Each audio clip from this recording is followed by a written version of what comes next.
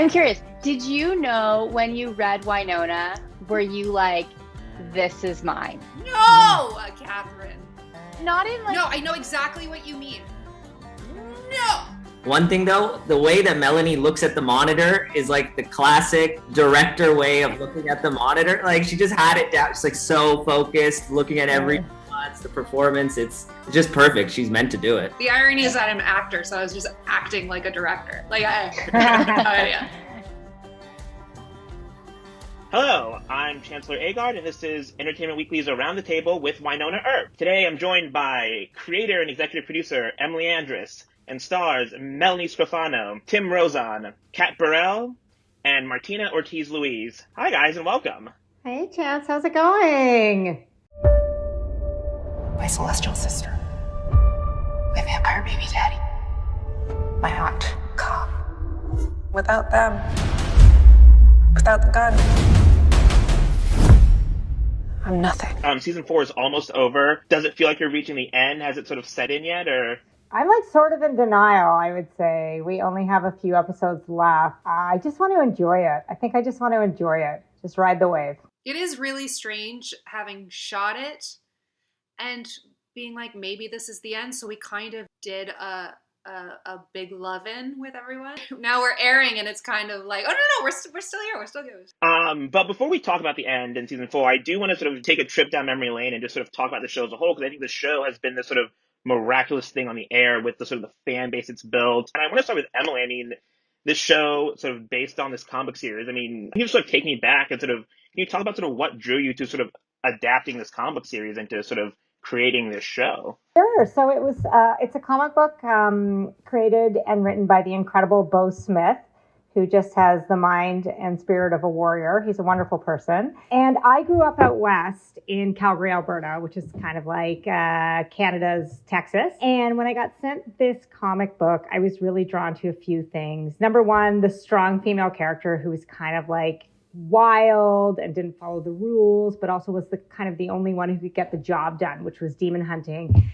And then the other thing I loved was that it was a supernatural Western, which I feel like we hadn't really done on the air in a long time. I was really attracted to the idea of being able to film out west, go back to Calgary, use a Calgary crew. Maybe like, you know, we see a lot of genre that's in spaceships and a little more like claustrophobic and enclosed. And this was sort of the opposite feeling of like huge landscapes, but danger sort of crawling from behind the mountain. It was witty, it was fun, it was wild, it was feminist. It felt like, and then, you know, the Wyatt Earp myth was so ripe for kind of a retelling. Like, what would it be like to be descended from the greatest American hero of all time? And what would Doc Holliday be like in, you know, 2020? It's just like, it was such a great challenge and it was so out there. It felt really free. I wasn't really sure anyone would pick it up, but in a way, I feel like that's why I kind of went for it. And I was just like, oh, this is too crazy. No one will ever make this. And here we are, 4 years later, looking better than ever. I want them to tremble with fear before me. You got powdered sugar on your nose. What was that? Shadow assassin. Over here, freak nuts! Come get it! It is just a matter of time before they figure out what I am. Two choices. You can help me, or you cannot help me and die. Lights out, bitch. And I want to open up to the cast as well, especially for Melanie, Kat, and Tim. I mean, take me back sort of season 1 and sort of auditioning for this show. Do you guys sort of remember your auditions and what sort of initially sort of attracted you to the show as well? Yeah, I think for me it was kind of touching on what Emily said about how wild and free it was and how kind of crazy it felt. I had never seen a sci-fi Western version of Wyatt Earp, and so I thought it was really cool and offbeat enough for like I was like, I get this. I know where this is going. I like it. And I think true to, again, what Emily said about, it just felt like we were making it for ourselves in a way, because it just felt so out there and we didn't know if anybody else would appreciate it. So we had kind of this freedom. I feel like I picked that up when I read the script, this freedom. And that was my initial reaction to it. Melanie, can I ask you a question? No. I'm gonna ask you anyways. Okay. Do it. I'm curious. Did you know when you read Wynonna, were you like, this is mine? No, Catherine. Not in like, No, I know exactly what you mean. No. No. I just can't imagine. I like, it's like you're so perfect. And Yeah. I'm That's just very like, nice. was it one of those parts? Like, I just felt made for you from day one. No, I didn't feel that way at all. And I was like bummed about it because I felt like there's no way, there's certain ones that you just like, yeah, I'll totally get this. This is easy. And then there's ones that are like, this is too cool. Like, there's no way. Because I want it so bad. You know what I mean? I think I was like, no, I want this too badly. Your mistake was thinking it was cool. And then you met me and you're like, what are you talking about? I'm going to put Tim on the spot, though. I feel like, Tim, you're a pretty humble guy, but I feel like you were like, I really think I could do Doc Holliday. Is that fair? 100%. That was, well, don't forget, my original audition was Dolls. Oh, I know. And I already fell in love with the Dolls character. So I already was just drawn to the writing in the script. I was like, this is my wheelhouse. This show is amazing. I'm already loving this show. I knew it because I learned Dolls in like 20 minutes. And normally it takes forever to learn an audition. So if I'm learning it that quick, it's because I love it. And it's just... No. So then when I got the call for Doc, I was like, what do you mean Doc? Like, the Doc Holliday? I just did like...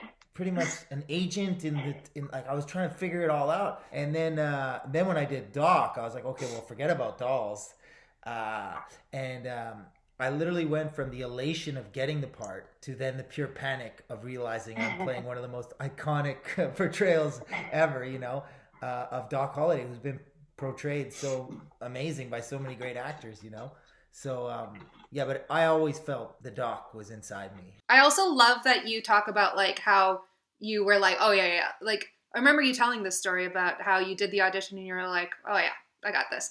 And then I love how you're like, and then I got it. And I was like, what?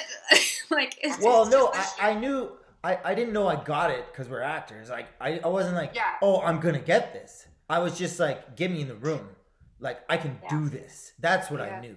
I knew I have this guy inside me. Whoever they're going to get can be great, but I know I did a great freaking Doc Holliday. And that was like enough for me, that I was like, whoever they get's going to be great, but I know I killed that one. Why do you think you connected with Doc so much? Especially given that he's like this like immortal cowboy in this sort of world of shit. Yeah, I've been a Western fan since I was a kid. I don't know, I had like that grandparent, and like Butch Cassidy and the Sundance Kid was my favorite movie as a kid. It shouldn't have been, but it was. And then I loved Tombstone and Val Kilmer's portrayal of... I must have saw Tombstone on VHS like 7 million times. And then Wyatt Earp with Dennis Quaid and Willie Nelson played Doc Holliday. And I'm like, I was just always a fan of Western genres and those stories. So when it came, I knew exactly the history and the Clantons. I knew all of it. I was just like, get out of my way. I am the greatest gunslinger that ever lived. When I pull this trigger, things die.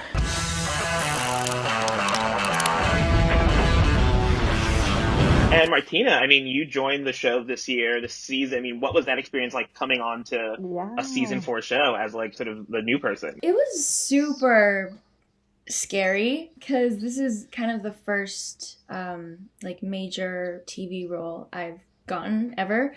So coming onto the set on the first day was like the most nerve-wracking thing ever. When I first came in for the read-through and everyone was there and I met Emily and Mel in the bathroom, I was like, oh my god, this is happening. Yeah, and I just remember my very first day I was so nervous, and Mel was directing, and she was kind of like, hey, listen, I don't know what I'm doing either, so we're in this together. And that made me feel so good, but then also you were just an incredible director and you knew what you wanted and everything. So, and everyone was so nice. You guys were so welcoming to me. So it's been pretty fun.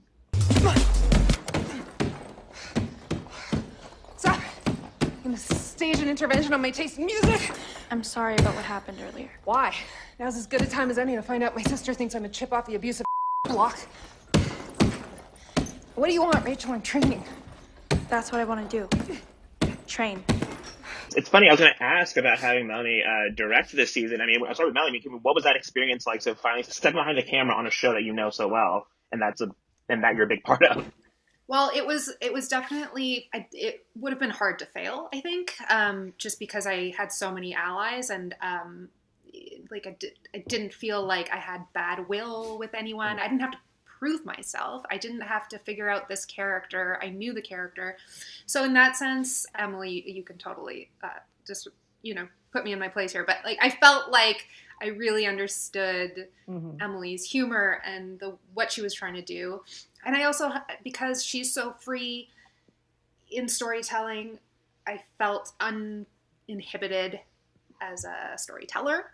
So I just had all these things working for me. Martina, that's so funny that I was like, okay, act kind of professional, like kind of seem like you know what you're doing, but also, yeah. So I was actually, I can't believe I said that to you, Martina, because so true. I was dying inside, but you made it easy. It was fantastic. Well, welcome to everyone watching Varun Saranga to the round table. It's kind of a drop in. Thanks for life. Yeah. I love it. We were just talking about having Mel as a director, so I'm curious, and I wanted to open up the rest of the, because I know Martina spoke, but Kat and Tim, and I guess Varun as well. What was it like working with Melanie in a different capacity as a director? So great. I loved it. And I think I'm so grateful because I really struggled with the episodes we were shooting with Melanie. From Nicole's perspective, I was really, because Nicole is in such a different place than we've ever seen her, really struggling with like some severe PTSD and feeling like she's just completely lost all sense of herself. And we shot episodes 3 and 4 first. So we had all been away from these characters for so long. So it was like coming back after a really long time, but then this was not the character that I remembered. And I was so nervous about not being in the right pocket and just knowing that Melanie was on the other side, and I just trusted her so much. And I remember coming to you, Mel, and being like, is it too dark? Is she too sad? Is she too, like, am I bringing the whole tone of this thing in the wrong direction? I don't know, because I always feel like it's like you're in like an orchestra, and if you're not playing the right note, the piece doesn't sound right. And I was so concerned that I wasn't playing the right note. And I just was so grateful to have Melanie there because I just trusted her so much. And I knew that she wasn't going to let me fall. And it was such an incredible comfort just to have such an ally who understood so in such depth this story, but also like what it felt like to be an actor in that position. And also just as a friend and as a colleague that I admire so much, to have her at the helm was such a comfort, and it was a wonderful experience. I wasn't like too directed by Melanie, but what the crew had to say about her was like, it was just all praise. And I think that everybody really felt that she like slipped into the role, and she had the respect of every single crew from electrics to the DP. Like everyone worked in concert to work with Melanie because she's Wynonna Earp. And I always remember one thing though, the way that Melanie looks at the monitor is like the classic director way of looking at the monitor. Like she just had it down. She's like so focused, looking at every nuance, the performance. It's just perfect. She's meant to do it. The irony is that I'm an actor, so I was just acting like a director. Like yeah. No, that's the key to most things, baby. Totally. No, you nailed it. You did amazing. Somebody asked me yesterday if I could redo a scene over the 4 seasons, which scene I would redo. And the scene that I chose was the scene that Melanie directed, Kat, Dom, and myself with Greg Lawson as when he was naked and we had the lasso and the water guns and we were trying to get him and Melanie was directing. I would redo it just because it was so freaking fun.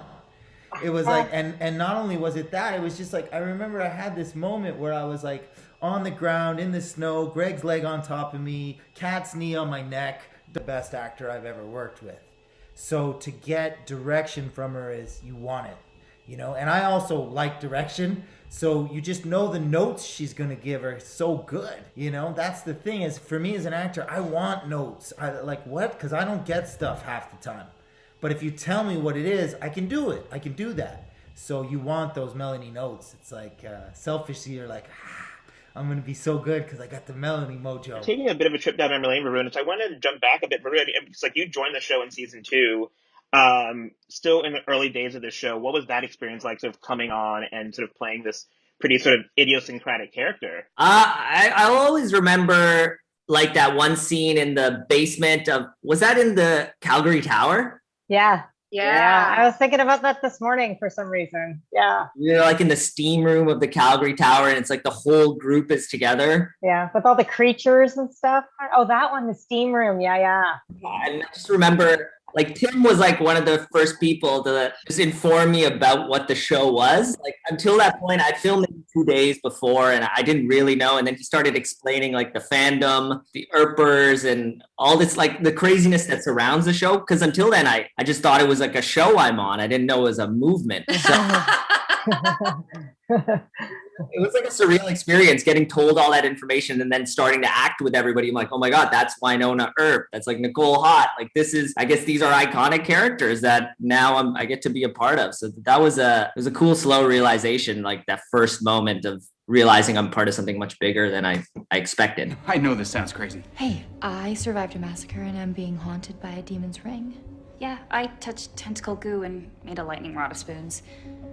I was in a car crash when I was a kid, trapped with my mother's body for 3 days, and now I can sense when my friends are super scared. You're not crazy. Also, not the first person to be in this barn. I mean, it's sort of impossible to talk about this show without talking about, again, the community that has sort of formed around it. I'm curious for everyone, I mean, at what point did you realize that sort of Wynonna, like the show was sort of bigger than just the show, and that like it had sort of created this really sort of devoted fan base? I think for me, we went to a convention. I mean, there was sort of like I think for me, it's really the conventions when you get to see people face to face and like their responses and how they just know these moments so intimately. And it's like an energy thing. I think when you see people show up in the flesh to these things, and you can look out, we're doing these panels and you see all this energy coming back at you and all these people smiling back at you. It's the most rewarding parts of this experience. I mean, I'm curious, do you guys think that because I guess talk about what attracted you guys to the show, but I guess do you think the fans are responding to the same things that you guys are responding to in the show? I guess why do you think the show has sort of generated this passion following that it has? I just want to say it while everyone's here because I don't know how many more chances I'll get, but like this cast is just extraordinary, and like they're so brilliant both on and off screen. And I think combined with our crew, there was something so perfectly imperfect about everyone who got involved. And there was a freedom, which sounds weird, but the show was so crazy that everyone just committed to the nuttiness and trying to make it the best they could, but also be so authentic. Like when I watch this cast, every moment they are so committed to the emotions of the characters and playing it, and I think their affection for one another off screen as well as on shines through, just their respect for one another and their dedication. And I really think people can sense that. Like, I think it's like the audience can be like, this group of people seems special and may never be together again like this, telling this story. Martina brought up the idea of representation. I think one of the things that people love about the show is sort of LGBTQ representation, specifically Waverly and Nicole. Way hot. For Kat and Emily, I mean, I'd love to hear sort of in approaching that relationship, did you feel sort of any sense of sort of pressure or responsibility in the way that it was sort of depicted and also on Emily's sort of part written, or what sort of responsibilities came with sort of shepherding that relationship over these past 4 seasons? I think, Emily, you had sort of, I think, had a way deeper insight into what these characters would mean on a broader spectrum because of your experience. I don't want to put words in your mouth. No, this is you're right. What you've no. told me because of your work on Lost Girl. Whereas for me, it was always, I think I was so lucky, and so I'm so grateful for the kind of naivety that we had in season 1, because I was really never thinking about anything other than just telling the story that was on the page and making these characters as beautiful and cute and authentic and gaga over each other as possible. It was never on my radar to like please anyone or service something greater than what was just on the page and in the story. And I'm so grateful that it was so beautifully handled by Emily and the writing team. Like, you know, I never had to worry about the way anything was going to be treated as being anything other than stellar. But I'm so grateful for that, like, kind of little insular experience in season 1, because it was a touchstone to go back to every season once I wouldn't say pressure in a bad way, it was responsibility. And once the greater picture of responsibility became more and more and more apparent to keep showing up and keep doing this type of work because it was having such a profound positive effect on so many people, I was very grateful for the memory of what it felt like in season 1 to not be thinking about anything other than just telling an amazing story. So I feel so lucky for that touchstone. But I mean, yes, responsibility, but not anything that I would ever begrudge or be anything other than like just blissfully grateful for. Yeah, I'd say even over the course of the show, like the television landscape has changed so much. Like, know how important the LGBTQ content was going to be, but in a weird way, like all my relationships on the show are important to me. I want to make them all authentic. I want to make Wynonna Doc authentic. I want to make Rachel Nicole authentic. I want to make Jeremy Waverly authentic, their friendship. I think that a lot happened over the course of Earp. There was a lot of things kind of that entered the zeitgeist as far as like a more cultural awareness of tropes like bury your gays, like kind of the litany of lesbians in particular who've been killed on television shows kind of came to the forefront. But I was very aware that that was like something that we wouldn't do. I think I did say to Dom and Kat, be ready, because after I saw their chemistry, I was like, this could be a thing. Like, not to oversell it, but you guys are really great together. This feels like such a good queer relationship. And I knew there was like a lot of fans of genre who are really hungry for that in particular. So I'm extremely grateful, but I hope it comes from just wanting to make all the characters kind of authentic. Every single one of them feel real and make good choices, but also like be real flawed people, as Martina said, with like who are three-dimensional, you know, like I don't think Sheriff Hot has to represent all lesbians in the same way Doc doesn't have to represent all immortal vampire gunslingers, hopefully. They're a diverse group. They're a diverse group. So that was one of the pleasures of being on a show with so many different types of characters. They hopefully always felt real, even when the situations they found themselves in were so unreal. It increasingly became aware that people did really need this rep, that they needed this rep right now, and we're there to celebrate it. And it's hard you can't pretend that isn't an honor, and you can't in turn not honor that responsibility. So I hope we have. And along the same lines, I think another relationship that people were really invested in was between sort of Jeremy and Robin. And Varun, I'm curious for you, what did you enjoy or find interesting about sort of exploring that relationship on the show? I love how Emily kind of made it different than the Way Hot interaction in terms of his like two awkward people trying to date each other.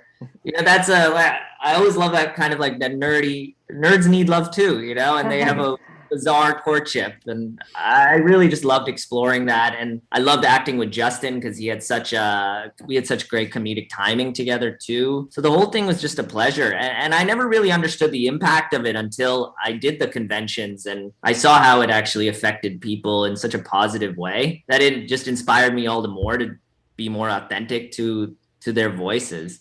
But it's also like really easy when the writing just spells it out for you. Like they ask us actors, like, how did you think about the character? How did you get into it? Blah, blah, blah.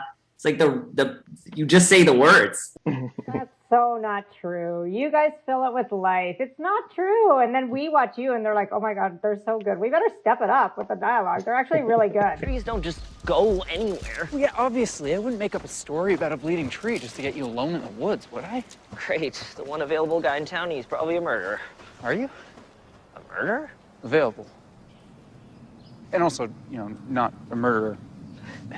I'm curious, Emily, in approaching this finale of this season, did you how would you describe the finale? Did you approach it like you were possibly writing a series finale, or I'm curious or did you have to like find a balance between giving closure for the series and for the season as a whole, or do you lean further towards one way or another? I feel like given all that this show has been through and how hard we've had to fight to keep it going for a variety of just crazy reasons, and how dedicated the fans have been to fighting for the show. I did not have a crystal ball, but I was pretty determined to give them a fairly satisfying ending. There are some things that are unresolved because I like to hedge my bets. Or come back for a movie in 20 years. I would love to do that. Whatever happens, I think there's always more story to tell, but I'm really proud of the finale. I really love it. I think it's one of my favorite episodes, and I really hope the fans do too. Do you know what Paolo Barsman said about it? Learn to write? No, stop. No, he said it's like Emily opened her heart and just threw it on a page. Oh, I'm gonna cry. Yeah. I can't watch it without crying. Like a big, don't get high on your own supply, but I do every time. It's so good. I remember just walking around the homestead and being like, we built this, like both metaphorically and literally. It was just really beautiful. And it was such a beautiful day. It was such a beautiful summer day. And I was like, whatever happens, we built something that meant so much to so many people. And I was pretty emotional. I don't get emotional, as you can tell, but yeah. I remember that. Awesome, guys. Well, thank you all for taking the time to hop on Zoom and to go around the table with us with EDW. We really appreciate it. Congrats on a great run. Thanks for having us, Chance. My pleasure. Thanks, Chance. Yeah. And thank you to everyone watching. Again, I'm Chancellor Agard, and this has been Entertainment Weekly's Around the Table with Wynonna Earp. Please make sure you catch the final season airing Fridays at 10 p.m. on Sci-Fi.